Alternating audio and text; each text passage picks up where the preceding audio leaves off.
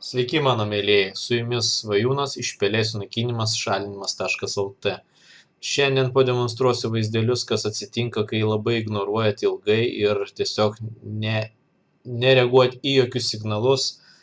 Taigi, įsimetė medžio grybas per viso namo grindis ir aišku per visas namo sienas, pasikėlė plius minus apie metro aukščio. Taigi, kuo ilgiau ignoruojat, tuo didesni nuostoliai ir žala daroma jūsų namui.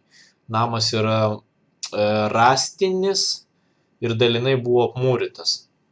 Visgi klientas nusprendė namą rekonstruoti, nes jam pasiskaičiavo, kad apsimokėjo. O kitaip tariant, ar apsimoka į namą investuoti, visą laiką yra pinigų klausimas. Tai jeigu jūs manot, kad jūsų namas vertas rekonstrukcijos, tai jūs ir investuojate. Jeigu matot, kad jisai beprasmiškai bus investuoti pinigai ir neatsipirks,